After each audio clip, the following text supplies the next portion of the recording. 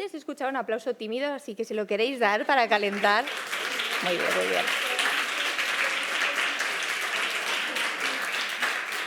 Muy bien, muy bien. Así empezamos mejor, yo creo.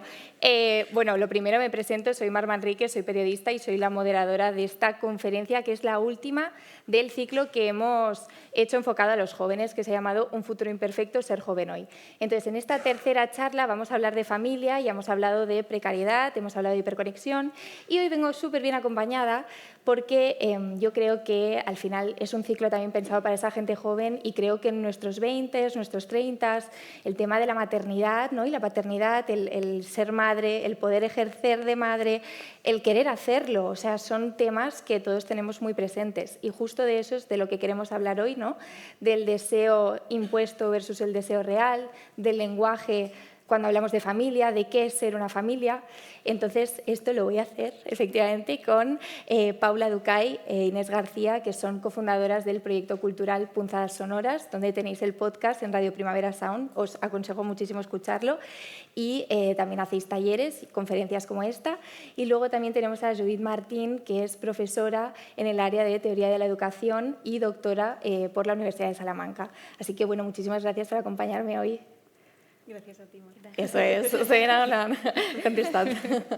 Genial, chicas. De hecho, os voy a avanzar una cosa. Esta es la charla de las 3 que hemos hecho, que vienen las invitadas con más documentación. Lo podéis ver con todos sus papelitos y sus apuntes.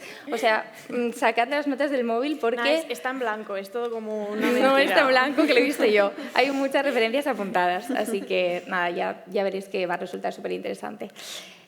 Como primera pregunta para romper un poquito el hielo y sentar un poco el tema del que vamos a hablar hoy, ¿qué imagen teníais vosotras de la familia cuando crecíais y en qué momento empezó a cambiar? Quien quiera. ¿Empiezo? Vale. Bueno, en mi caso, así por contextualizar también, yo vengo pues una familia quizás como muy común. Padre y madre generación boomer, con 6 hermanos cada uno, yo hija única en este caso. Sí. Y es verdad que creo que tuve como una infancia o tengo una idea o una visión de la infancia como muy idealizada, donde todo estaba bien, pero claro, luego también, una vez que vas creciendo, esta imagen, ¿no? o cómo ves tú la familia empieza a cambiar pues, en el momento en el que te vas haciendo adolescente y, por un lado, pues pueden salir o te das cuenta de la realidad de, como todo el mundo dice, trapos sucios que pueden salir en la familia, que muchas veces se limpian en casa, o también realidades de familias de amigos, pues que a lo mejor típico ejemplo de pues, padres que se separan y entonces pues, vives con tus amigos, en este caso, cómo lo sienten, qué es lo que sucede, y ahí a lo mejor empiezas un poco a quitar esa idealización, quizás. Bueno, no entretengo mucho más, así que... Sí, yo había pensado una cosa como muy parecida también con esta familia grande, que es un poco mitológica. Cuando he crecido, esto que decías de la ruptura de la idealización a cuando empiezas a ver pues, que hay sufrimiento en tu familia, que hay ausencias, que hay vacíos, que hay grietas incluso, también creo que la adolescencia como un momento en el que quizá los abuelos van falleciendo, ¿no? Y como que así se crean también otras ausencias. Y pensaba que el principal modelo quizás sea mi propia familia, pero luego pensando también me he dado cuenta que mi modelo ha sido mucho las familias estadounidenses por los dibujos que veíamos, la gente que tenéis como más o menos mi edad, tipo los magos de Waverly Place, Hannah Montana, ¿no? Los Simpsons, o sea que también creo que hemos tenido, más allá de la experiencia individual, en la ficción, Shin-Chan, ¿no? De repente. También, pues eran todo familias, o Phineas y Ferb, o sea, lo pensaba esta mañana y digo, es verdad que también esos modelos, además tan alejados quizá a mi realidad de una familia de Ávila, tú fíjate, a los magos de Waverly Place, ¿no? Y a Shin-Chan ya no te digo. Un salto grande, sí. Pero creo que también en la ficción teníamos muchísimos ejemplos y modelos de familia. Y pensaba también en el álbum familiar, que esto es una cosa como muy bartesiana, que Roland Barthes piensa mucho, que también creo que es un gran modelo. 5 minutos ha tardado en increíble.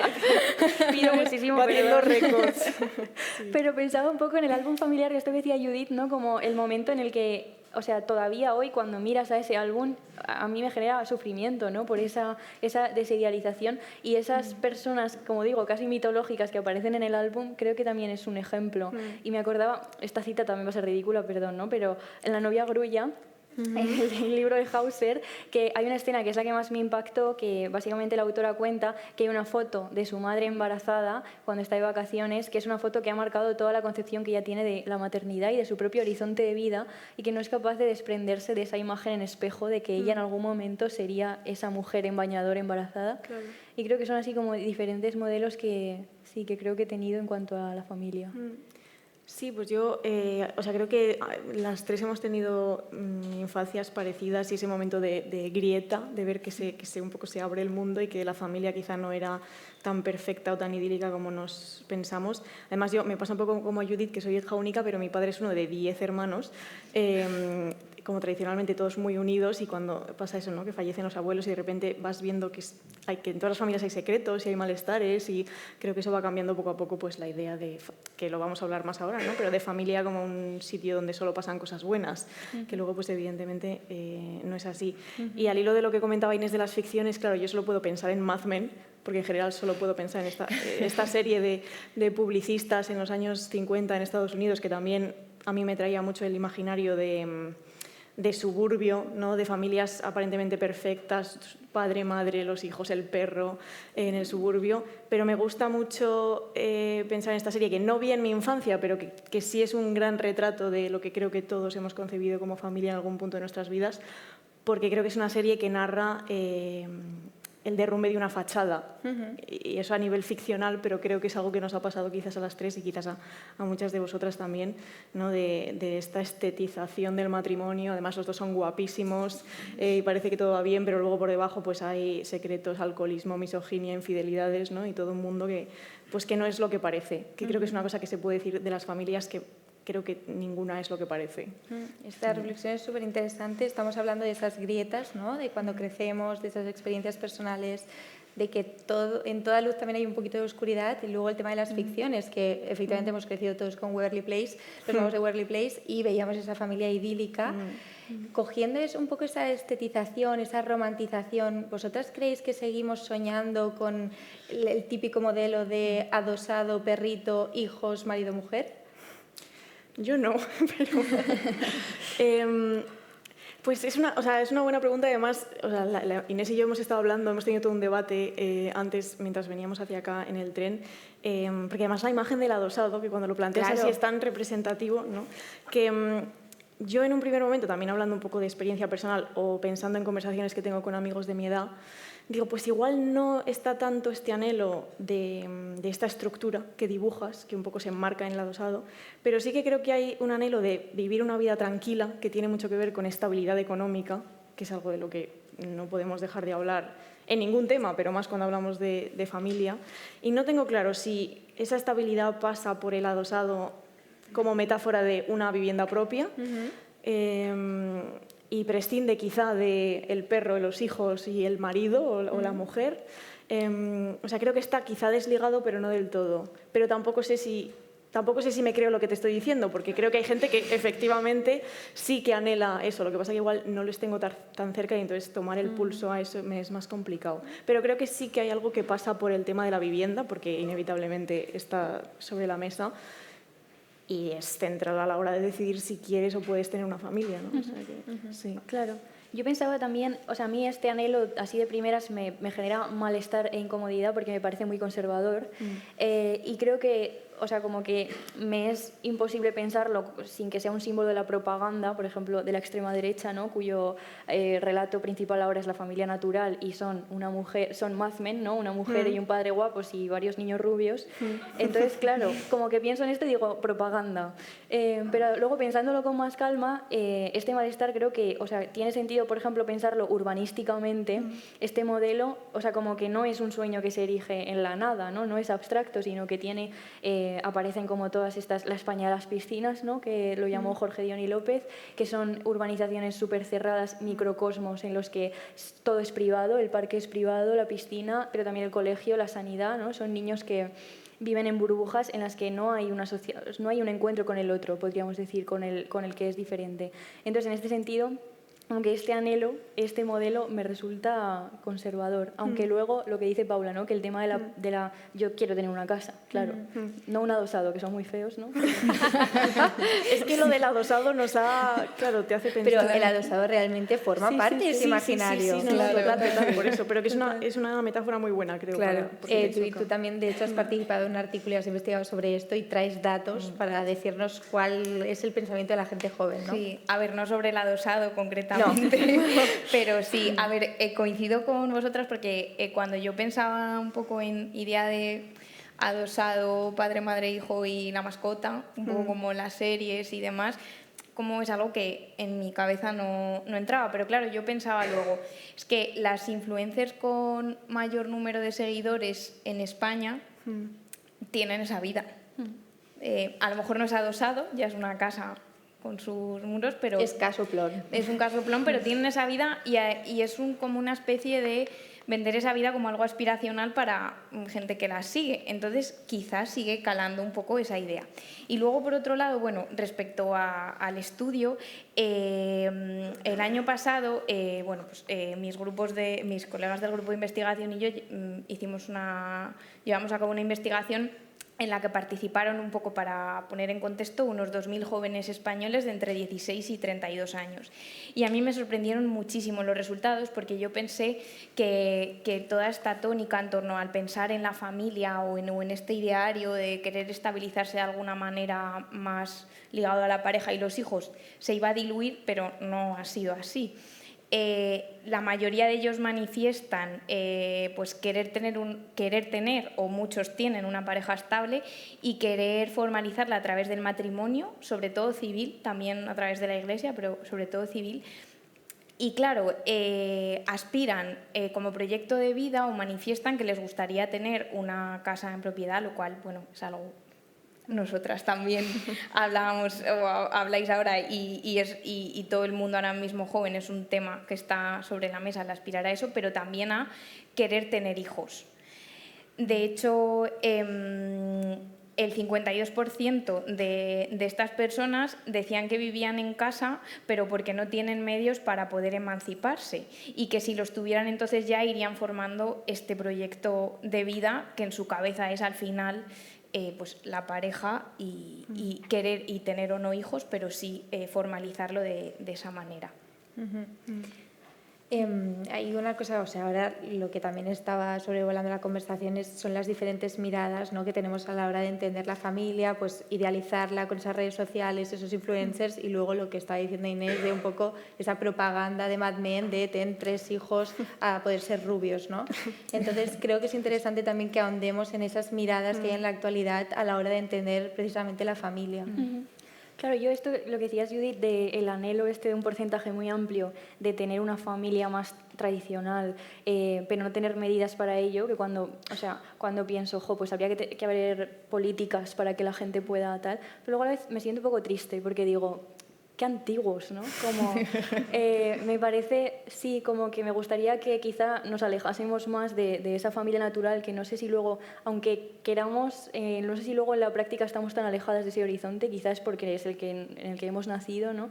Pero un poco barajando como esta cosa de, en un lado, la extrema derecha de la familia natural que comentaba, que es como contra el aborto, medidas súper racistas para que no sean los niños que no tienen que nacer los que nazcan, o contra la ideología de género, todo esto, ¿no? Y luego en el otro lado está esta idea de la abolición de la familia, que a mí honestamente me interesa mucho más, ¿no?, que esta cosa más tradicional, que creo que es muy interesante y que quizá asusta, ¿no? Todas las teóricas que la proponen, lo primero que dicen es no asustarse cuando se dice abolición de la familia, y, o sea, no quiero como simplificarlo porque cada persona que habla de ello lo describe de una manera muy distinta y con muchos detalles, ¿no? Pero es un poco esta idea de que no tiene que haber tanto un ensanchamiento de lo que entendemos por familia, sino que quizá lo que necesitamos es una ruptura de la idea que lleve a una transformación, ¿no? Por eso se usa la palabra abolición, que se ha usado para la esclavitud, se ha usado para el patriarcado, ¿no? Y tiene una fuerza política interesante. Y como que creo que me gustaría que ese porcentaje se moviera más hacia ese lado, ¿no? Porque es verdad que también hay cierta asimilación cuando entramos en estos patrones. Queremos medidas para tener hijos, pero o sea, como hay una absoluta asimilación de lo que venimos teniendo mucho atrás, ¿no? Y quizá hay personas que no encajan en ese patrón. A mí, como pensando sobre la familia, es de las ideas que creo que más me ha interesado, que es decir, no pensar a través de lo que tú has vivido personalmente, sino pensar, hay muchísima violencia en la familia, ¿no? Hay muchísima opresión, muchísimo sufrimiento, hay gente que su propia familia le ha rechazado, le ha considerado enfermo, y pienso en las personas queer, que creo que es a las que más hay que escuchar cuando se habla de familia ahora mismo. Como que quizá más allá de decir que me den dinero para poder tener un hijo o una casa, que creo que, o sea, también me gustaría que eso pasara, pero me da pena que nos quedemos solo ahí, ¿no? Quizá hay que pensar otras maneras. Y no simplemente conseguir un medio para un fin, sino decir, pero ¿queremos seguir manteniendo estas estructuras o podemos pensar de otra manera, ¿no? O que haya cierta transformación para la cual también seguramente se necesiten medidas, porque siempre está ahí, ¿no? Pero como que me gustaría como que hubiera algo más de transformación. Es que en ese sentido, como yo también pensando un poco en eso, tenemos por un lado como la abolición de la familia o ese discurso, luego por otro lado este concepto de defensa de la familia natural que tiene la extrema derecha, que hablábamos de padre, madre, hijos. Y claro, pensando en un término medio, quizás uno de los problemas que tenemos, o que al menos creo que podemos tener, es que como la dinámica social y cómo vivimos ahora se aleja un poco de cómo concebimos en términos legislativos o jurídicos a la familia, cómo se ampara esto. Porque claro, al final, legislativamente, si nos paramos a pensar incluso en poder formar un contrato de pareja de hecho, matrimonio, etcétera, todo se reduce a personas que tienen un vínculo que va a un nivel sexual, es decir, que no se queda en un vínculo de intimidad, y que además tiene, no siempre, pero una función reproductora. Es decir, lo legislativo se quedaría un poco en que los contratos sean así. Y claro, yo pensaba en ejemplos hay muchísimos, pero por ejemplo ahora se da otro fenómeno y es mucha gente de 50 y 60 años que siguen laboralmente activos, que por circunstancias de la vida bien no han tenido parejas o se han divorciado separados, sus padres han fallecido y viven compartiendo piso porque económicamente en algunas ciudades no te puedes permitir tú solo comprar o alquilar una casa. Entonces forman una especie también incluso de comunidad, como con una especie de contrato que legalmente no existe, pero entre ellos se cuidan. Y al final comparten una serie de valores o de dinámicas o de acciones que se atribuyen a la familia, como es pues ese vínculo, esa intimidad que tú no tienes a lo mejor con otros amigos fuera, los cuidados, todo eso, pero no pueden firmar un contrato para que si a mí me ingresan, pues alguien pueda cuidar de mí. Para ellos la dinámica es la misma que en la familia, solo que sin mantener relaciones sexuales o sin procrear. Entonces es un poco lo que me lleva a pensar, pues claro que jurídicamente quizás hemos quedado un poco, aunque luego cuando oyes hablar de España a nivel como apertura mental, libertad, por todo el tema de haber legislado el tema del matrimonio, la adopción entre parejas homosexuales, somos como pioneros en Europa, sí, más o menos, pues está bien, pero quizás a nivel social también hay mucha más variedad que queda fuera de ese espectro.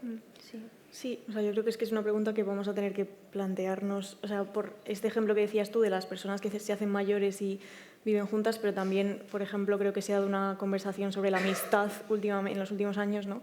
Y sobre los vínculos amistosos y por qué tiene que haber una jerarquía respecto a familias o parejas, y quizá también todo esto que planteas a nivel legislativo pueda ir de la mano de qué pasa si a Inés, qué pasa si fallece un familiar cercano de Inés, ¿no? En plan, yo tengo que poder parar mi vida para cuidar de ella, ¿no? O sea, cuando tienes vínculos con amigos que están, digamos, al nivel de lo que se ha entendido el vínculo de familia en el que existe pues ciertas ideas de sacrificio, de cuidados por encima de todo, pues creo que ahí la legislación también en algún momento tendríamos que pensar cómo hacemos eso y cómo lo... No sé, cómo lo organizamos, ¿no? Y perdón por mi pesimismo, pero incluso cuando piensas en la propia legislación, que es verdad que es un avance porque reconoce cosas que están pasando y les da un valor, leyendo sobre esto y sobre cómo el neoliberalismo de finales de siglo en Estados Unidos utilizó la familia como estructura económica y social, que es un libro de Melinda Cooper, que se llama El valor de la familia, y un título más largo que no recuerdo, está editado en Traficantes. Ella cuenta que, por ejemplo, en la crisis del SIDA se permite jurídicamente que las parejas homosexuales contraigan matrimonio para que se cuiden entre ellos. Dicen, pues como la familia, muchas de ellas se están abandonando y va a tener el Estado que gastar muchísimo dinero en asistencia, vamos a dejar que se casen y así se cuidan entre ellos, ¿no? Que me parece tan perverso y es un avance aparentemente, ¿no? Legislar algo así y permitir que personas del mismo sexo se casen, y luego ves lo que hay por detrás y dice, ojo, cuidado, que la familia también es una manera de sostener el sistema económico, y el neoliberalismo no es homófobo porque no le conviene, ¿no? En este sentido. Entonces, que incluso cuando se legisla, a veces se legisla, o cuando ahora las amigas o la amistad, a mí también me parece, o sea, como que hay que pensar un poco de que se está intentando sustituir la familia por la amistad, pero entrando otra vez en las mismas dinámicas, ¿no? Como que a veces sí, se asimilan ciertas cosas porque conviene, ¿no? Y aunque parecen avances porque lo son, o sea, creo que lo son, como que creo que a veces hay que tener cuidado con lo que esconde, ¿no? Sí, nos pasa todo el rato hablando de estos temas de familia, amistad, que son lugares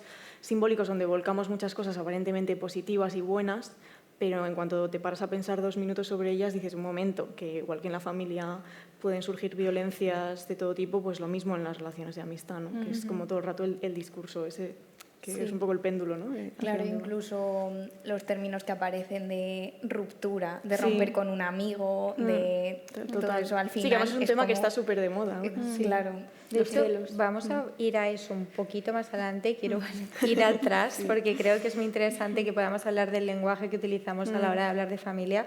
Pero lo que yo también extraigo de lo que estáis comentando ahora es que efectivamente falta como un poco esa estructura o ese marco legal desde donde repensar la familia. Pero también la pregunta que me venía es, nosotros como ciudadanos, ¿estamos preparados también para plantear esa transformación de la familia? Para yo pensar, pues como Mar, vale, una familia efectivamente puede ser yo con mi amiga y ella también es mi familia, o puedo no compartir un apellido, o puedo no compartir una casa. ¿Estamos preparados también para eso?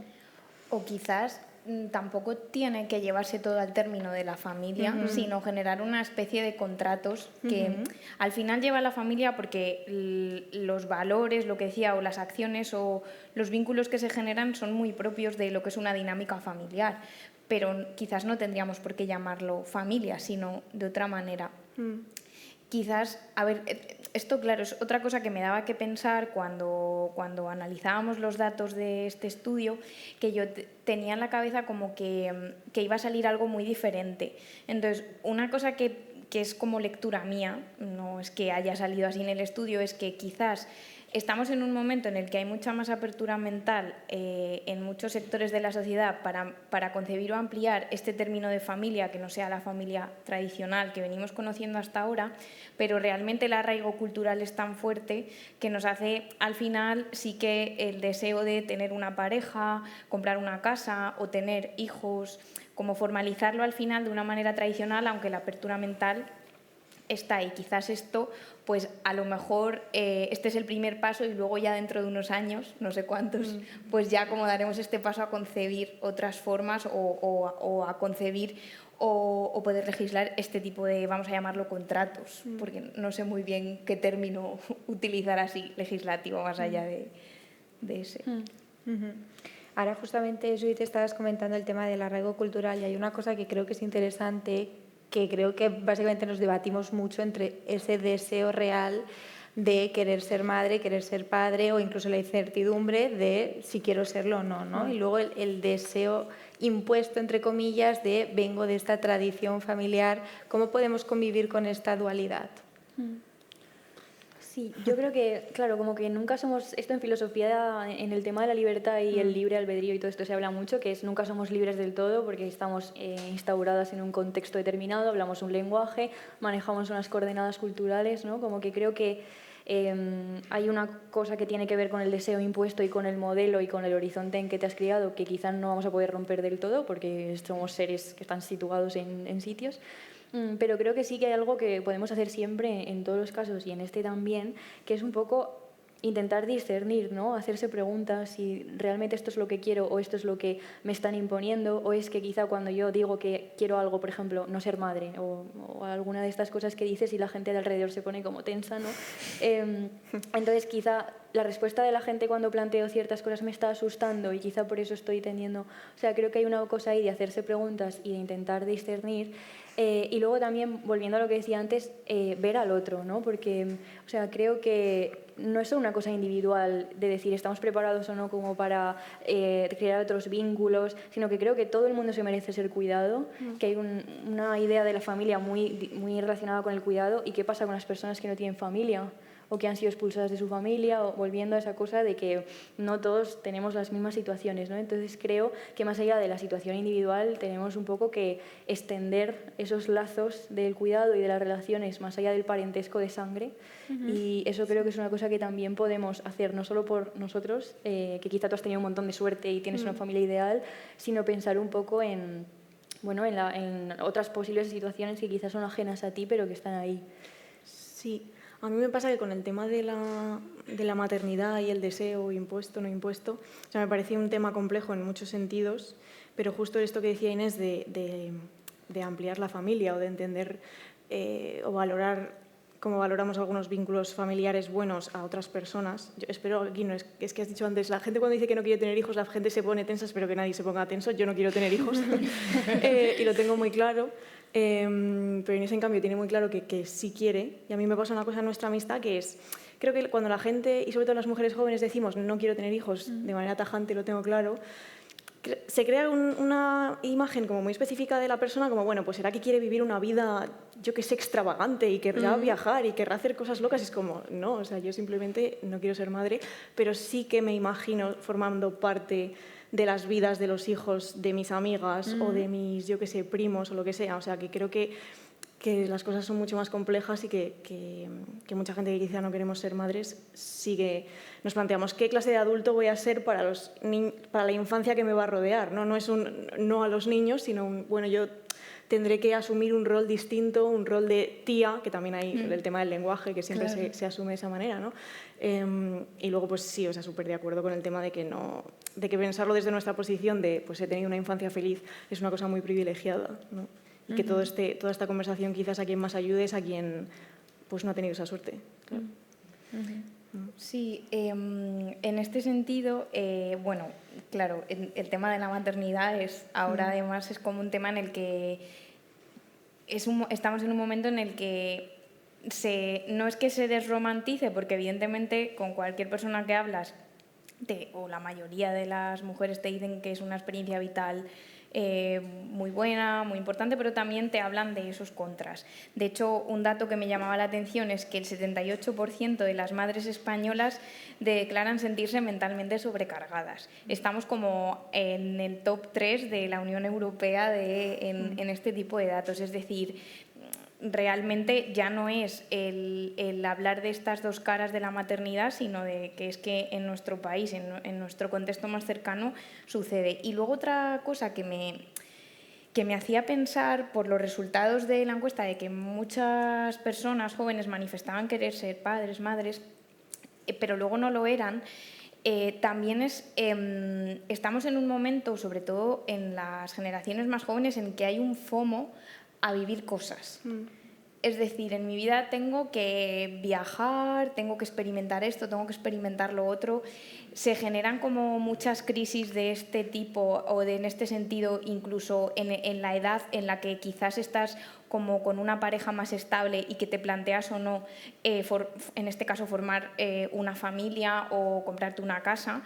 Y hay gente que huye de esta situación por ese FOMO a me voy a perder vivir experiencias. En el caso de las mujeres podría ser, claro, tener un hijo es tenerlo para toda la vida. ¿Y si me pierdo estos viajes? ¿Y si pongo viajes como puedo poner cualquier otra experiencia? ¿Y si me pierdo poder estar todas las tardes en mi casa leyendo un libro sin tener que atender o que cuidar o que estar preocupada o pensando? Y esto es algo que han traído las redes sociales y que está también ahí. Y quizás también cala un poco en un momento de la vida en el que a nivel biológico es cuando está abierta la posibilidad de ser madre.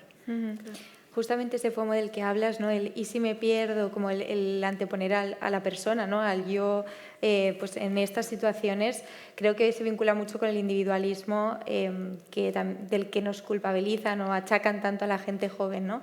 Y quería preguntar cómo pues justamente este individualismo impacta en las experiencias de maternidad que pueden estar teniéndose o que podemos tener. Yo pensaba cuando la palabra individualismo como en la relación de propiedad con tus hijos, que es mi hijo y por tanto hago lo que quiero con él y por ejemplo, con lo que comentabas de las redes sociales, creo que aquí se ve genial. O sea, estás cogiendo a tu hijo bebé o antes de nacer o muy pequeño y estás mercantilizándole porque estás teniendo relaciones comerciales a través de sus imágenes, incluso cuando sabes que esas imágenes están siendo utilizadas en redes de pederastia, por ejemplo, ¿no? Que esto es una cosa que pasa todo el rato, pero como es mi hijo, yo sé lo que es mejor para él, ¿no? Entonces, en este sentido, más allá del perderse cosas, o sea, de lo que es el individualismo previo a tomar la decisión o no, creo que después también se ve muy bien, ¿no? O experiencias en los colegios, amigas que son profesoras y tal, de esta idea de mi hijo es mejor que y por tanto no hay una posibilidad de, o sea, no de corregir, ¿no? Pero bueno, de explicar que quizá hay algo que no ha hecho bien o en el tema del acoso escolar, ¿no? O sea, como que creo que hay una relación muy de propiedad que además tiene que ver con esta idea de la familia nuclear, ¿no? Padre, madre e hijos y por tanto las redes jerárquicas son evidentes, ¿no? No hay una concepción de la maternidad o la paternidad más, no sé cómo decir, abierta, abierta en la que hay otras personas que están involucradas en la misma manera que los padres. O sea, creo que seguimos una organización muy individualista y muy nuclear de las dos figuras fundamentales cuando las hay, ¿no? Y creo que eso es muy jerárquico y como de la propiedad privada, ¿no? Tienes el adosado, el perro y el niño. Claro. Y parece que son las tres cosas materiales a veces. Hay una cosa también que comentábamos en la reunión previa cuando hablábamos de este individualismo, porque o sea, ya no solo individualismo, sino que a veces la experiencia puede ser muy solitaria, ¿no? Y hay una cosa de la que hablábamos que era el tema de la congelación de óvulos. Os comentaba yo que no, lo escuché en un podcast que parece ser que ya hay aplicaciones en Reino Unido donde tú puedes escoger al donante de esperma, pero según cualidades, pues si es rubio, si trabaja de tal o si trabaja de cual, ¿no? O sea que la maternidad o la paternidad ya está como viéndose afectada por este tipo de mercantilismo, no sé cómo llamarlo. O incluso, lo he comentado también en las redes, pero es que es como la situación de Suecia hace unos años que a mí me generó bastante impacto. En los años 70, en el 72, se llevó a cabo un programa por parte del Estado en Suecia que se llamaba La familia del futuro, una política socialista de la familia. Bueno, no sé si habéis visto el documental de Swedish Theory of Love, tiene ya unos años, pero viene, o sea, si no lo habéis visto, pues narra todo esto, que un poco esta idea de... se basaban en que la autonomía es un derecho del ser humano y entonces lo que pretendían era, o lo que buscaban es que todas las familias en Suecia, que todas las personas que quisieran pudieran formar una familia, pero sin ataduras o cargas familiares. Es decir, que tú puedas tener hijos o hijas sin depender de otra persona para tenerlos o sin depender de que no puedo porque en el trabajo a ver cómo gestiono, cómo... Entonces surge toda esta política de bajas maternales muy largas, tener guarderías en las zonas de trabajo, se invierte mucho dinero en todo esto. Claro, pero todo esto resulta en una cosa bastante fría. Por ejemplo, mujeres que no querían o no tenían pareja y decidían tener hijos y la inseminación artificial se realizaba en su casa. Le mandaban un paquete, como quien pide por Amazon, te llega al día siguiente y tú te inseminas y vas viendo. Y ya el extremo de esto es que, claro, como lo que se fomenta al final es la autonomía, el valorar la autonomía de la persona adulta por delante de todo, una situación muy triste era había incluso en el Ministerio un equipo que se dedicaba a investigar estos casos de personas que fallecían en su casa y de las que sus hijos no sabían nada y había pasado un año, pero los vecinos habían dado la alerta, entonces llegaban a casa y a ver quién es el familiar más cercano vivo de esta persona y le llamamos a ver cómo gestionamos pues la herencia, el entierro, estas cosas.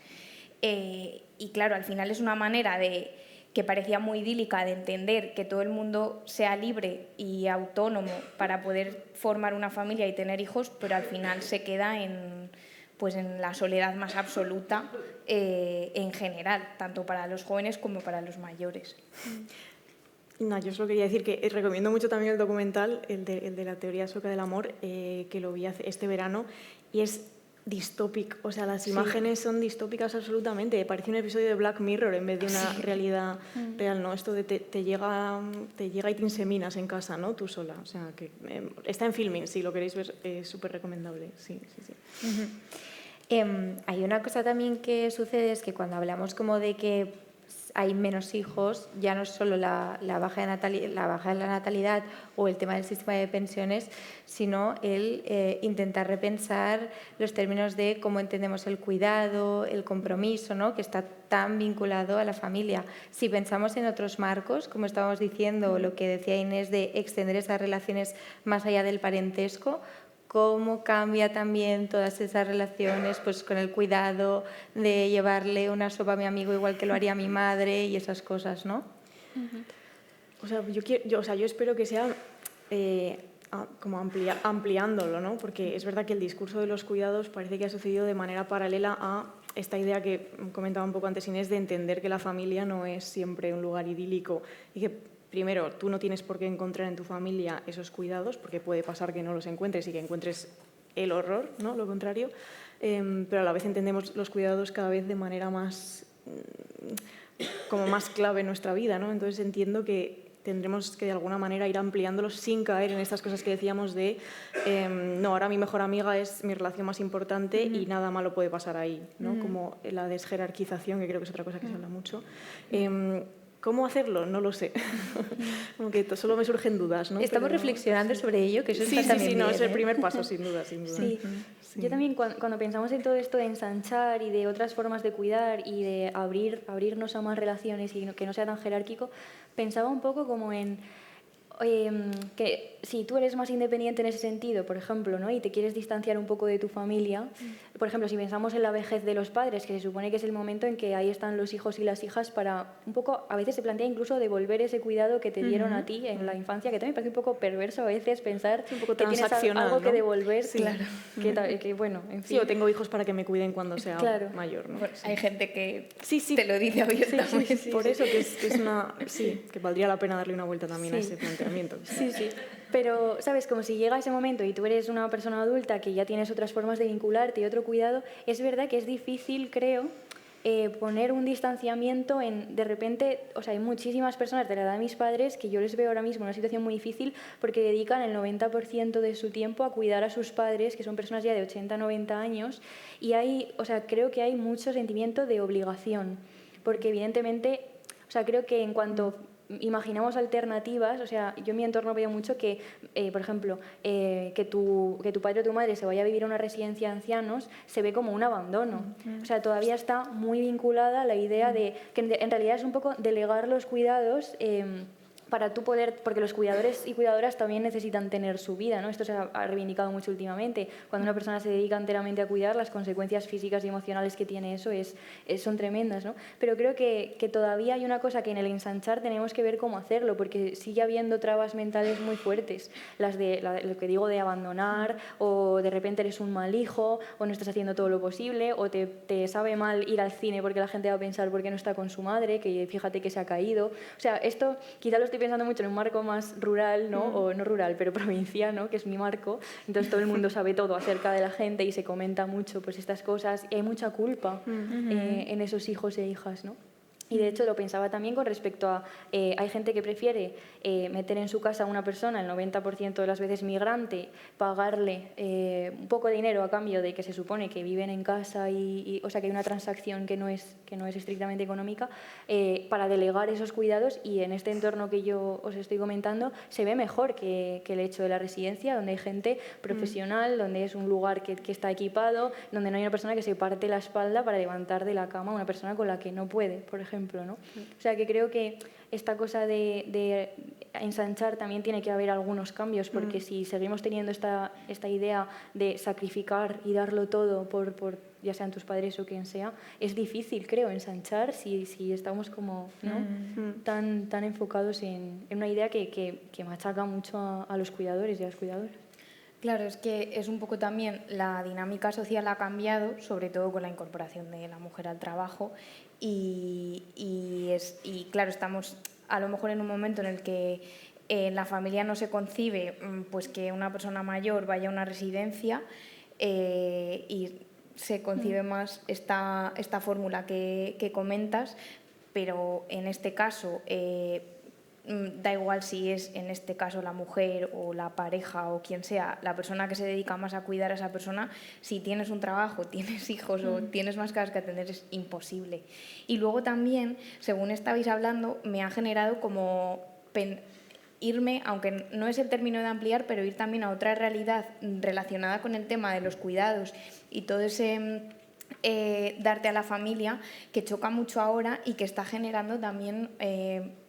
en realidad, si tienes dinero, solo problemas psicológicos; si no tienes dinero, pues muchos problemas, que es lo que... No, es un término que lo simplifico yo así, no es que esté estandarizado, es como la madre de fin de semana. Es decir, madres que durante la semana trabajan un montón de horas, pueden ser personas que tienen varios trabajos para poder llegar a fin de mes, o personas que tienen altos cargos con mucha responsabilidad y ganan muchísimo dinero. ¿Cuándo ven a sus hijos? El viernes, cuando salen del cole, y los cuidan y los atienden hasta el lunes, que se tienen que ir a trabajar. Eso genera, aparte de también atender un poco, pues si tienes pareja o más familia, a tus padres o al resto de la familia. Entonces eso genera una culpabilidad constante a nivel social de estoy fallando como madre, estoy fallando como hija o como hijo o como padre, estoy fallando, que va centrada en el tema de los cuidados y en atender a la familia, y que pues yo conozco casos cercanos, pues eso, que acabas yendo al psicólogo para ver cómo remediar eso, si te lo puedes permitir, claro. ¿Por qué decía que con mucho dinero se soluciona más fácil, aunque la carga mental sigue? Bueno, pues porque contratas a alguien que, en vez de, en este caso, cuidar a tus padres en casa, cuida a tu hijo o a tu hija. Claro.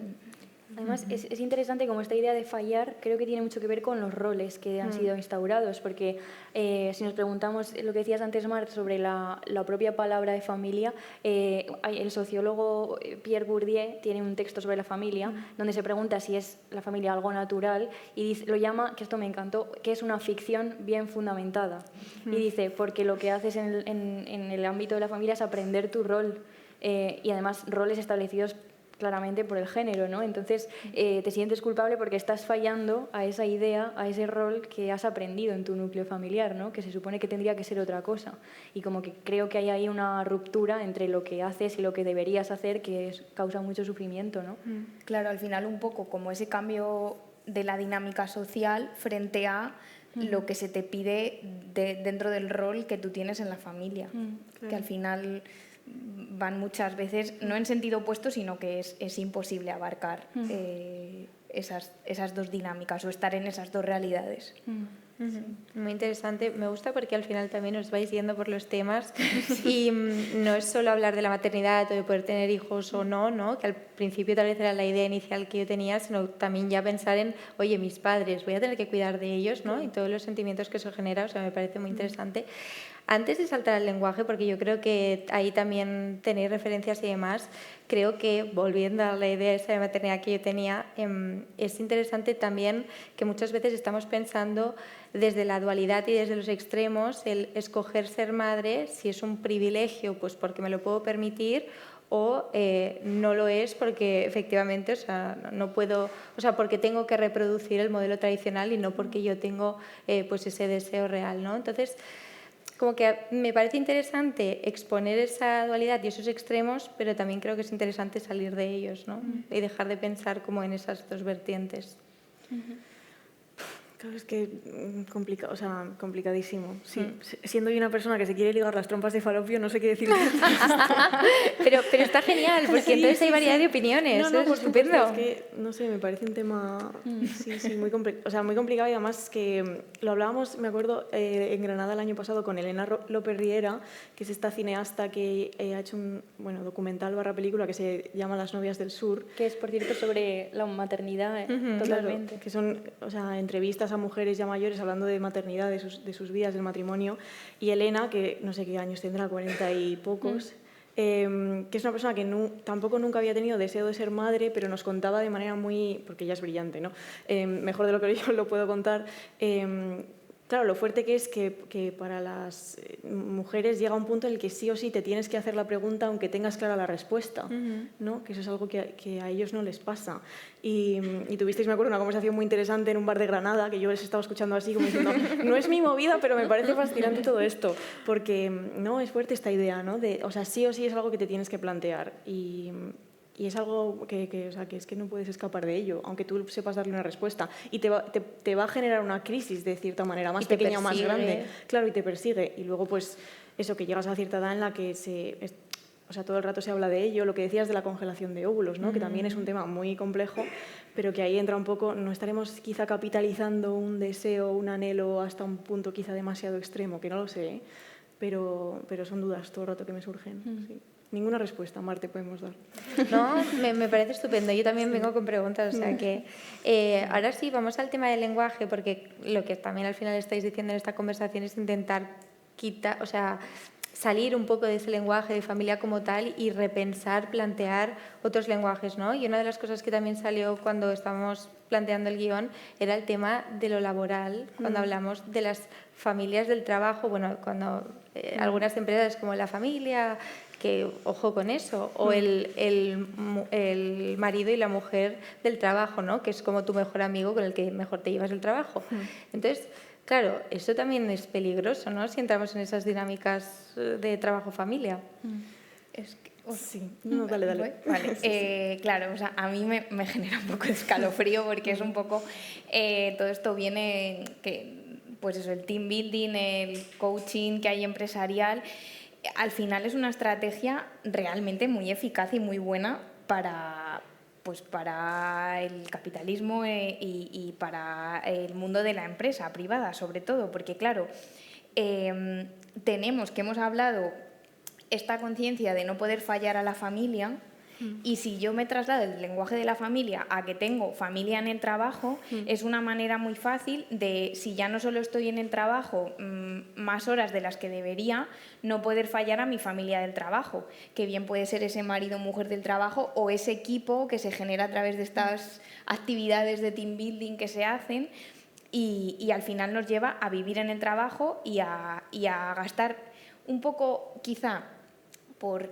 sintetizarlo, esta energía que tú gastas en casa con los que consideras o los que son tu familia, en parte en el trabajo, porque tiene una carga emocional y una carga que no es laboral de hacer X tareas, sino también tiene otras implicaciones. Y al final acabas estando en el trabajo.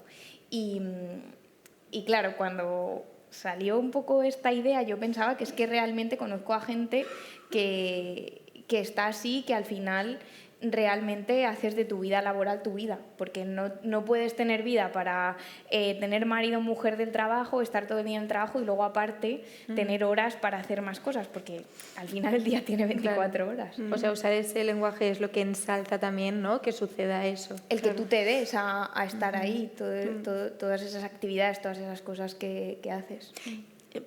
O sea, totalmente de acuerdo. Y para mí lo más perverso es que eso, desde el relato empresarial, se reviste de no, esto lo hago para que mis trabajadores estén bien y estén cómodos, porque si vienen aquí y somos como su familia, pues van a estar súper a gusto. Y es como lo que a tu trabajador le haría sentir cómodo es que le pagases un sueldo mayor o que le dieses más flexibilidad a la hora de, yo qué sé, tener que dejar a los niños en el colegio, como que es, sí, como alejarte de las personas a las que tú consideras tu familia, ¿no? Y luego también sucede cuando tú ya estás dentro de una empresa con todas estas cosas de team building, pero luego pasa también en las negociaciones, ¿no? Cuando tú estás postulando a un puesto de trabajo o quieres renegociar tus condiciones, creo que se utiliza mucho también este juego de, a ver, es que te valoramos mucho, aquí somos como una familia y es como, ya bueno, pero súbeme el sueldo, ¿no? Págame. Claro, ¿no? Reduciéndolo muchísimo, por supuesto, pero que es algo que está súper instaurado en el sector privado. O sea, yo también tengo amigos que lo sufren. Esto hay que prohibirlo. Esto hay que prohibirlo, Debería. sí. Y un ejemplo similar que me venía a la cabeza de esto que comentábamos de las personas que cuidan, de nuevo, en muchos casos mujeres migrantes, también se les hace esto. No, es que es como de la familia. Sí. Y luego estás abusando de esa persona en muchos casos, ¿no? Como económicamente y me parece también una manera, además una persona que tiene una familia lejos, que esas personas, esos grupos de personas migrantes para mí son los que más practican la abolición de la familia obligados, que es que forman su propia familia entre las personas que están aquí, que están cuidando a personas que no son su familia, que son la familia de otros, pero que son otros pues que deciden ese tiempo de cuidado que sea para ellos, ¿no? Y para ellas, para su vida. Y creo que pasa una cosa similar. Esta idea de cómo eres como de la familia es un chantaje emocional que se da en la empresa, pero también en otras relaciones. Hay una peli que ilustra esto perfectamente y no me está viniendo el título. Ay. Es una película española Sí. que sucede en un... Calladita. Sí. También Libertad es la que yo estoy pensando. Es verdad, pues Libertad estaba pensando, que es el nombre de la muchacha que cuida, ¿no? Sí. Y es todo este relato, o sea, se ve cómo se desmorona el relato de una familia pudiente de no, es nuestra familia, y luego pues pasan cosas que no diré. Y de hecho también se ve un poco la relación en una de estas pelis, la chica cuida a una persona mayor, a la mujer de la familia, a la abuela, y las hijas luego están celosas, Claro. porque la abuela con quien quiere estar es con ella, que es la persona que le cuida, Claro. ¿no? Entonces también esas dinámicas luego encima se enfadan con ella porque la abuela le quiere más. Claro, es como eres mi familia hasta que empiezas a ser mi familia de verdad, ¿no? Sí, se hacen cosas que se ven muy bien en estas dos pelis, como comprar vuelos para que vayas a ver a tu familia, ¿no? Como que creas unos vínculos de puro chantaje claro, y atravesados por el y dinero. esclavitud pues, a claro, ratos, ¿no? sí. Eso es al final atravesado todo por el dinero. Sí, y que como la empresa. básicamente sí, es Sí, como... Sí, como una empresa, como la misma dinámica. Sí, estaba también pensando, un área es el tema del trabajo y otra es la de la amistad, que lo habéis también comentado antes, pero es como complejo, porque yo os escucho y pienso, o sea, estamos hablando de desjerarquizar un poco, ¿no? Y ¿qué está por encima, mi primo o mi amigo, tal? Pero luego sí que puedo considerar a mis amistades familia, es como, o debería usar otro término, es que es ambiguo, ¿no? Sí, o sea, o sea, estamos aquí hablando mucho de pensar otros términos y ensanchar marcos y tal. O sea, igual esto es una obviedad, pero he de decir que, o sea, tampoco me sorprende que utilicemos términos de familia, porque es que, o sea, son los términos que hay, ¿no? Y son los términos que todo el mundo entiende y al final, a la hora de comunicarnos, pues el lenguaje es ese puente, ¿no? Que merece la pena hacer esta reflexión, pero bueno, que si yo me quiero considerar la tía de los hijos de Inés, pues que tampoco pasa nada, ¿no? Me parece. Sí. ¿No? Siempre que pongamos el foco en dentro de esas relaciones, qué es lo que hay y cómo las construimos, ¿no? Sí. Yo, la hater oficial de la familia, es verdad que tienes razón, pero leí hace poco un libro de Marina Garcés, esta filósofa que ha sacado un libro que se llama La pasión de los extraños y es una filosofía de la amistad, y me hizo mucho que pensar porque yo también lo pensaba así y ella decía que quizá tenemos que replantearnos no comparar todo con la familia, ¿no? Por ejemplo, decimos, los amigos son la familia que elegimos, lo cual tengo que decir que deja a la familia en un mal lugar, porque es como, esta la he elegido, ¿no? La otra me ha tocado y parece que sea peor. pero como que al usar ese lenguaje que sale de manera natural, es verdad, quizá te llevas todo el rato a una comparación con lo que es el vínculo o la relación que es la familia, y luego las otras cosas intentan acercarse, ¿no? Y a veces llegan y a veces las superan, pero es verdad que ella defiende mucho como, quizá podemos llamarles simplemente amigos, ¿no? Y amigas, y construir a través de ese término, de esa palabra o concepto que queremos que signifique. Claro, que sea suficiente. Claro, ¿no? sin necesidad Claro, de decir, es tan amiga que es casi familia. Es como, bueno, pues di que es tan amiga, ¿no? Claro, Como, que es muy amiga y que puedes generar esas dinámicas a lo mejor con la que tienes un mayor vínculo que con otros amigos o con otras personas que conoces. Pero claro, es que es fácil recurrir al término familia y también a la vez es peligroso por eso, porque al final constantemente estás jerarquizando o, en este caso, en el ejemplo que poníamos antes de la persona que cuida a alguien en la familia o que cuida a los niños o que está para atender la casa, y estás también como un poco pues chantajeando, pervirtiendo un poco el término como tal. Sí. No, pero es verdad que últimamente se están publicando varios libros específicamente sobre amistad femenina, que creo que eso, de nuevo, es un tema sobre el que se viene reflexionando un tiempo. Y hace poco leí una novela que se llama Amiga mía, de Raquel Congosto, que está editada en Blackie, y entre muchas ideas sobre la amistad, una era este tema de son dos amigas que rompen, y se plantea así como una ruptura, que también, como no trasladar la ruptura al plano de la amistad, pero una de las ideas es la narradora, que es la que cuenta la historia, que es la que tiene la herida de la ruptura, dice: ¿por qué me sigue doliendo tanto si éramos solo amigas? Con énfasis en el solo, ¿no? ¿Por qué siempre le tenemos que poner a la amistad ese solo que hace que baje de categoría automáticamente, ¿no? Como si ser amigos no fuese mucho. Sí. Esto es una muy buena reflexión, yo creo que todos nos la llevamos. Voy a ir con la última pregunta porque yo creo que se nos ha pasado rápido el tiempo, pero ya llevamos casi una horita. Vamos a dejar también turno de preguntas, así que la podéis ir pensando mientras yo hago esta última. Hemos hablado de un montón, hemos teorizado mucho sobre la familia, yo creo. Hemos hablado de poder abolir la familia, la idea nuclear de familia que se está ensalzando también en países como Hungría, ¿no? Hemos hablado del lenguaje que utilizamos, de ensanchar marcos, de que falta también marco legal para poder hacerlo, ¿no? Y de hablar de esos contratos familiares. O sea, es bastante complejo, no vamos a resolver aquí nada, pero al menos hay una semillita de pensamiento. Y con todo esto, yo quiero acabar la charla sabiendo qué es para vosotras hoy la familia. Me toca patata caliente primero. Vale, a la conclusión, en orden. Vale, a ver, yo voy a sintetizar mucho, pero también un poco trayendo las ideas que me hicieron reflexionar. Creo que la familia, creo que no podemos escapar de la familia como tal, porque el ser humano, pues, desde hace ya muchos años tiene ese concepto instaurado en las sociedades y en las civilizaciones que ha habido. Creo que es un lugar en el que deberíamos sentirnos seguros, deberíamos ejercer cuidados o tener un vínculo íntimo que quizás con otras personas no tenemos, más allá, vuelvo a decir, de las relaciones sexuales, y en el que incluso también entender ese dar sin recibir, porque claro, si ya partimos de la base, como decíamos antes, de no tengo hijos para que luego me cuiden, pues mal. Y esto me hacía pensar, porque claro, ¿quién soy yo para decirle a alguien qué es la familia o qué no es? Porque lo hablábamos también antes, la familia, igual que otras muchas cosas en nuestra vida, yo lo llevaba a la educación, todos hemos vivido en una familia más pequeña o más grande, con mejores o peores experiencias, pero tenemos una idea de lo que es la familia y cada uno incluso tiene su propia idea. Y también esto me llevaba el por qué no podemos huir o por qué quién voy a ser yo para definir o dar una, o por qué tenemos que dar una definición como que esté bajo el mismo paraguas.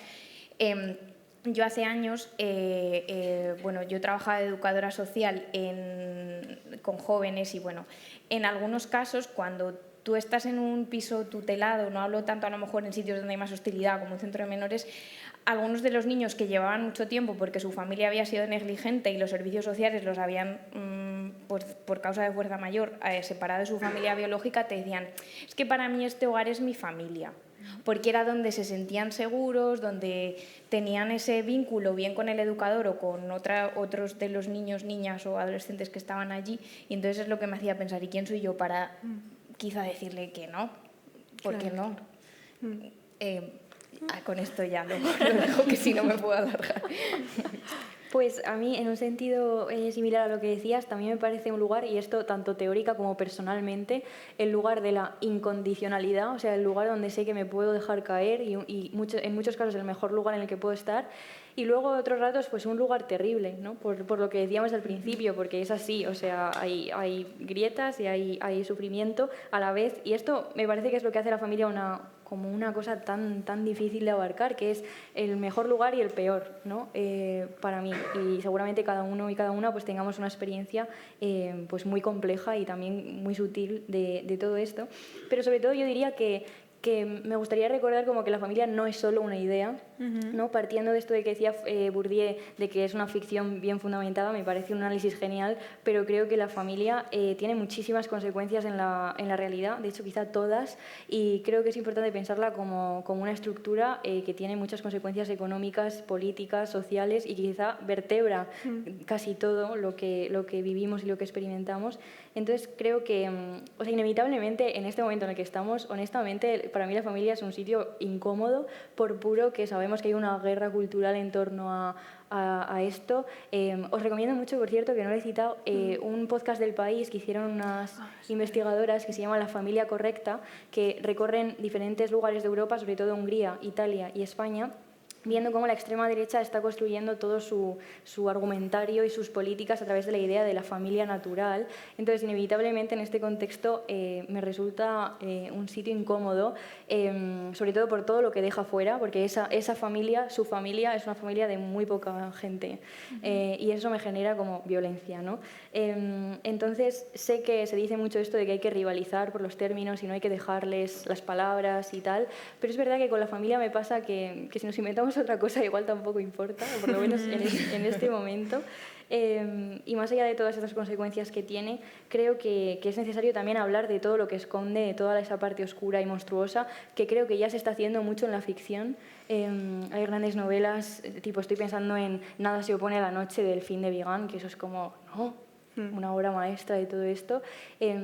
Y escuchaba el otro día a Nuria Labao, que es una periodista y pensadora que ha escrito muchísimo sobre la familia, mucho desde la perspectiva de la abolición y el feminismo, pero ella decía que le pasa mucho que cuando habla de esta perspectiva más oscura en charlas de la familia, o saca datos o porcentajes de la violencia que en las infancias se sufre dentro de la familia. Si te preguntas el porcentaje de abuso que se sucede en la infancia, un porcentaje asolador está dentro del núcleo de la familia. O lo que decía de las personas queer, bueno, toda esta violencia, pues que hay mucha gente que después de las charlas le da las gracias porque nunca en público se habla de la familia más allá de algo sagrado, bueno, esta percepción más idealizada, ¿no? Entonces creo que la familia también es eso, y que hay que ponerlo sobre la mesa. De nuevo, volviendo a la idea del principio, incluso aunque a ti no te haya pasado, hay mucha gente que está ahí, y que la familia es una cárcel también. Esto es así, un armario, una cárcel. Perdón, porque sigo dándole, pero... pero bueno, que creo que también, teniendo todas las cosas buenas que tiene, que las tiene, evidentemente, cogiendo lo bueno, pero que también hay que mirar un poco a lo malo. Pues yo, estando 100% de acuerdo con las chicas, así intuitivamente cuando nos planteaste la pregunta me surgía que creo que es una duda, y que de aquí pues que se hagan ciclos como este, ¿no? Y conversaciones como este, o sea que creo que es un lugar muy fértil desde donde pensar y sobre el que pensar. Y luego también querría pensar que la familia es una elección, no solo en el sentido que hemos hablado de, pues tú puedes elegir qué vínculos quieres tener más cerca o ampliar tu idea de familia, sino que incluso dentro de los lazos de sangre, precisamente por todo esto que ha dicho Inés acerca de la parte oscura, debería ser una elección que tú trates a tus familiares pues con el cuidado que merecen. Tus familiares entendido de manera que cada uno lo quiera entender, ¿no? O sea, que haya elección también dentro de los vínculos de sangre, y que esa elección tenga que ver con el compromiso, no solo con elegir a una persona, ¿no? Y esto me venía mucho porque he leído una novela que se llama El aniversario, de Andrea Ballani, que está editada en Anagrama, que ha sido además como muy sonada, que narra... o sea, el marco de la novela es un hijo que abandona a sus padres. Y digo abandono porque hemos hablado del abandono y de cómo, Dios mío, abandonar a unos padres, abandonar a unos hijos, es como algo inconcebible, pero es una de estas historias de personas que por la circunstancia de su familia y el entorno doméstico y las dinámicas familiares, no le queda más remedio por supervivencia que cortar todos los lazos con sus padres, ¿no? Y la novela se dedica a hacer todo un retrato de la familia y de por qué se llega a esa conclusión, ¿no? Entonces, como poniéndolo también, queriendo ponerlo como ejemplo de lo que dice Inés de la familia como un lugar terrorífico, pues quiero pensar que, primero, que hay una elección que tú puedes hacer de salirte de ahí y construir lo que tú quieres, y luego también dentro de situaciones, digamos, más habituales y más normales, pues no dar por hecho que en la familia siempre nos vamos a tratar de manera estupenda, y pensando también en nosotros mismos, ¿no? En no dar por hecho los vínculos que tenemos y en elegir tratarlos bien pues cada día, ¿no? Muy bien, pues ya veis que nuestra idea de familia es muy variada, ¿no? Por lo que habéis comentado. Vamos a abrir el turno de preguntas. Si tenéis alguna pregunta, levantad la mano y os acercamos un micro. Mira, veo aquí una. Hola, muchas gracias. Me parece súper interesante. Y me preguntan, bueno, no sé si es en sí bien una pregunta, pero pienso que la idea de familia va como muy vinculada a un vínculo, como muy estable y muy duradero en el tiempo. Entonces no sé cómo, a nivel de relato cultural, qué alternativa o qué certeza se pueden dar a nivel de, bueno, ahora también se habla de romper con la familia, pero dentro de que estamos en una sociedad como de vínculos muy líquidos. Entonces, no sé qué se puede narrar o qué narrativa se puede dar para no vernos solo como en la familia, como ese lugar de espacio seguro tradicionalmente, vamos, que se piensa. Cuando lo decías, estaba pensando en un texto de Nietzsche, perdón por esto, claro, en La Gaia Ciencia, que es muy bonito. Cuenta una historia como de los amigos como dos barcos que se encuentran en alta mar y entonces están juntos, pero luego los barcos tienen que separarse y seguir su camino y no se sabe si alguna vez más se van a reencontrar en ese puerto o en alta mar de nuevo, y dice, y esta es la parte que me parece más bonita, quizá cuando nos encontremos haya pasado tanto tiempo que no nos reconozcamos, ni entre nosotros ni cada uno, o sea, ni tú mismo a ti mismo, ni a cada uno. Y por lo que decías de la liquidez, de las relaciones que se habla mucho ahora y tal, creo que hay una cosa buena, mira, en la familia, por fin, que es que esa incondicionalidad que os decía, creo que es una cosa, si tú eres como ese barco que cambias, porque así somos, ¿no? Es una vida muy larga y lo que eras de adolescente no tienes por qué reconocerlo ahora, igual que dentro de 20 años qué serás o quién serás, ¿no? Y es una cosa preciosa. Y es que, o sea, como que tienes la oportunidad de transformarte y de cambiar y quizá vuelves a ese sitio y es doloroso que no te reconozcan, pero vuelves a ese sitio.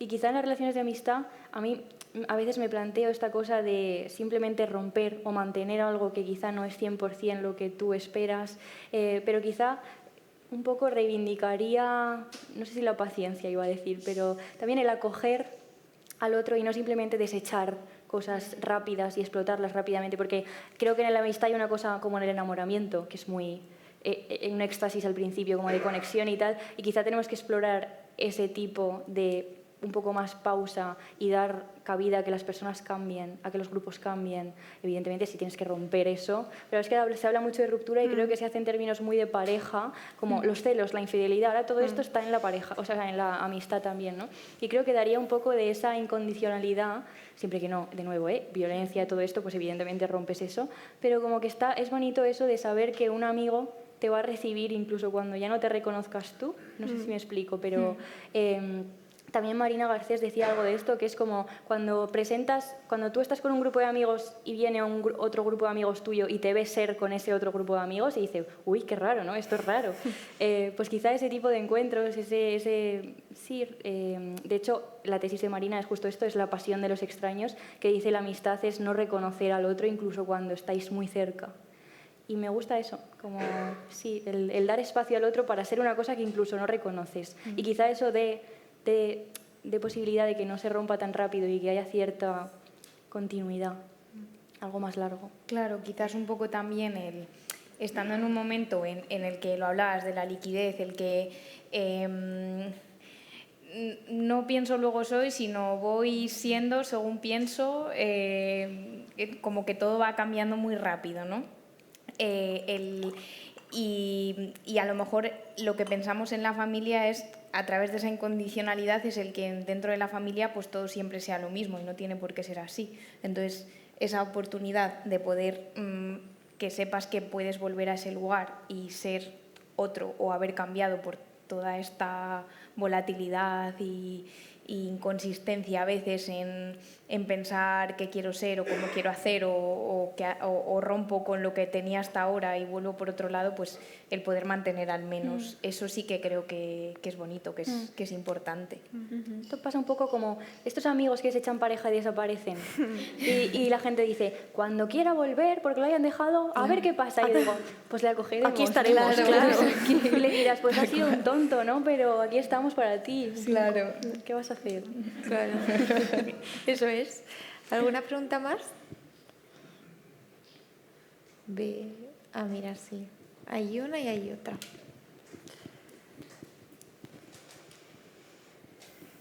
Hola.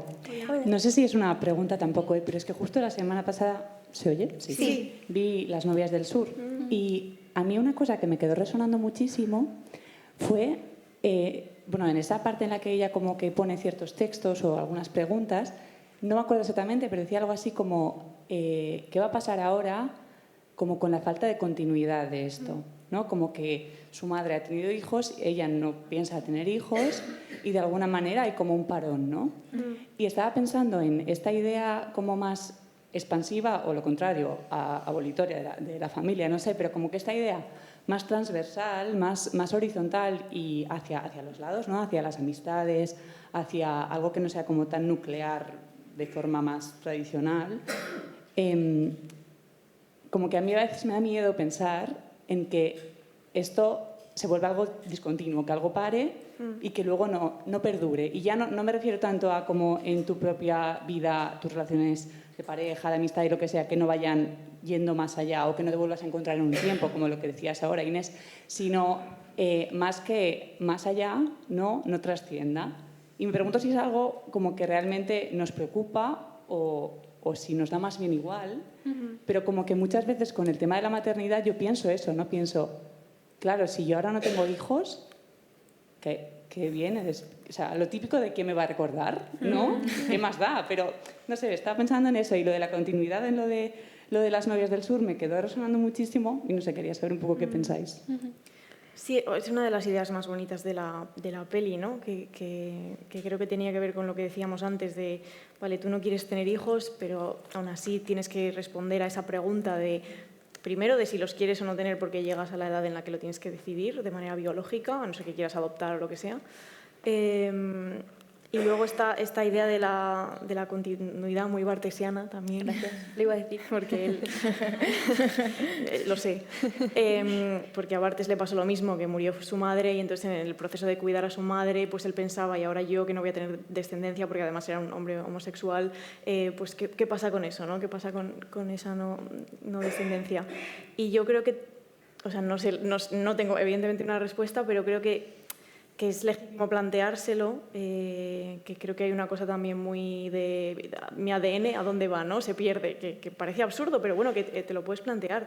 Y el tema de la memoria, y yo creo que quizá la respuesta, o una cosa bonita que puede pasar es, pues con todo esto que hemos estado hablando de personas que quizá no tienen hijos, que estén involucradas en las vidas de los hijos que tienen cerca, ¿no? Y de los niños que tienen cerca, que puede ser el hijo de tu amiga, puede ser parte del tejido de tu barrio, ¿sabes? Que quizás suena utópico, pero creo que deberíamos intentar apostar por eso. Pues quizá la memoria quizá esté ahí, ¿no? También no tenga que ir solo a través de la sangre o a través del álbum familiar entendido como solo mi familia biológica, sino sí, como participar de esas infancias que pues, quizá todavía no existen, pero tiene que ser un compromiso real, ¿no? Yo cuando a veces pienso, bueno, ¿qué clase de tía voy a ser?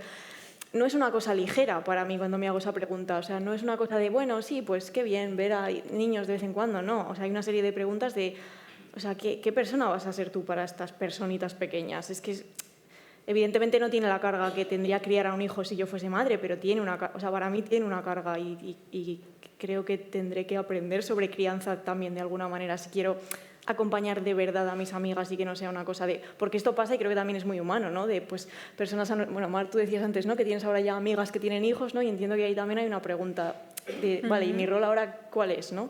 Y creo que puede pasar que no estás ahí todo lo que quieres, o a veces no puedes estar ahí, o descubres que igual no quieres estar ahí, ¿no? O sea que, no sé, creo que se abre un abanico de preguntas interesante y que habría que responder pues con toda la delicadeza posible, supongo. Claro. Teníamos aquí una pregunta y luego aquí otra.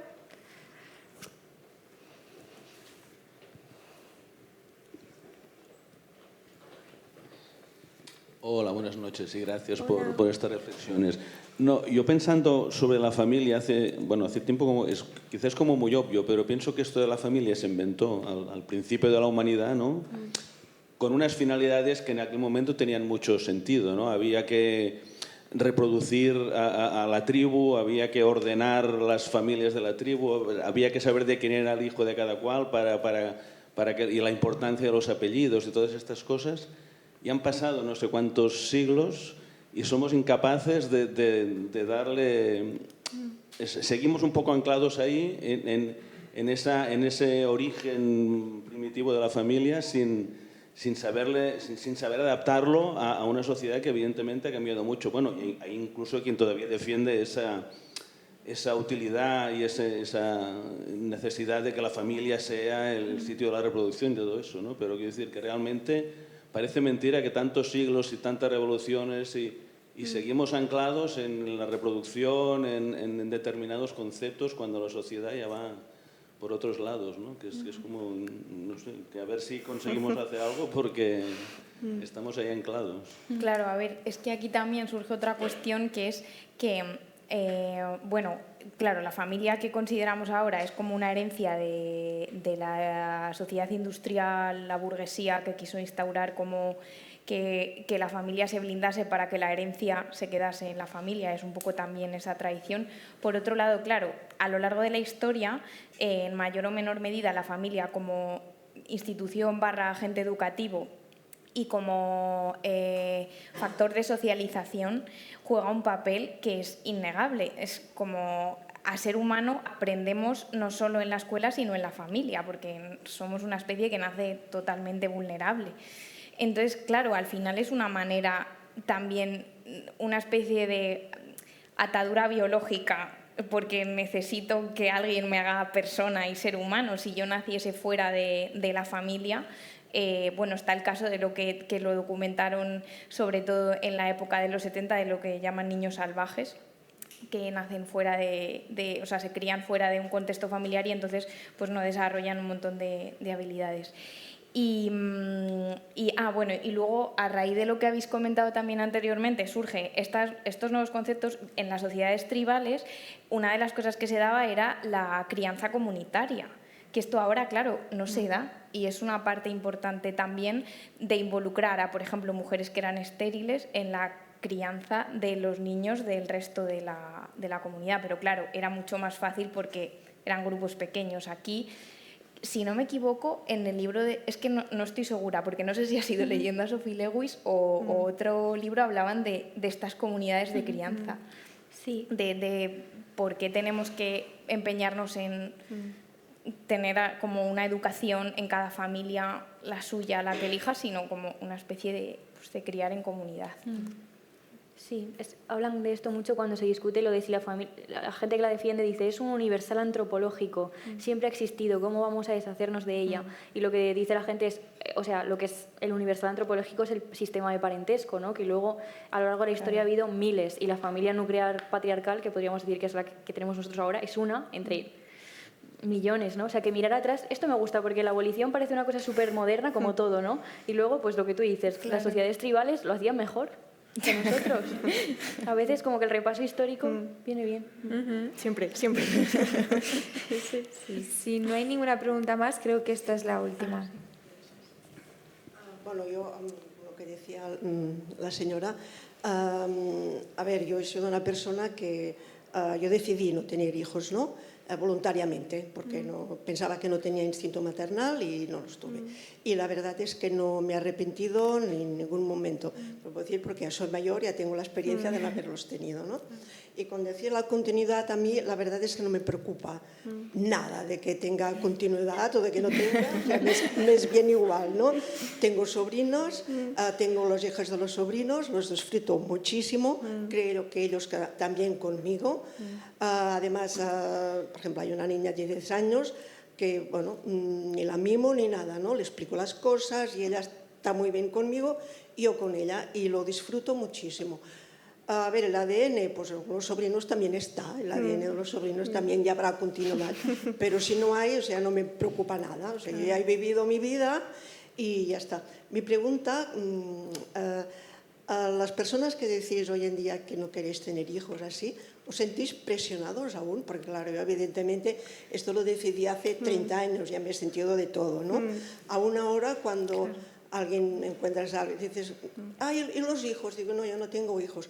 Ay, pobre, porque siempre se piensan porque no has podido tener hijos. Claro. Cuando digo, no, no, yo es porque no he querido. Aún te miran así, ¿no? Digo, ¿os sentís aún presionados? Pues yo he de decir que yo personalmente creo que no lo estoy. O desde luego no he sentido una presión explícita de mis padres diciéndome, pero hombre, hija, ¿qué estás diciendo? Claro. Ya cambias de opinión, pero sí hay ciertos comentarios más sutiles, Sí, sí. quizás que rozan incluso la condescendencia de, bueno, pero igual, ¿no? Igual te cambias de opinión, que es como, yo ya sé que eso puede pasar. El o sea, comentario de ya te vendrá distinto. ya te vendrá no te distinto. Yo, bueno, pues si preocupes. viene, pues ya, cuando lleguemos a ese río, ¿no? Vale, bien. Yo no he cambiado de opinión. Claro, claro.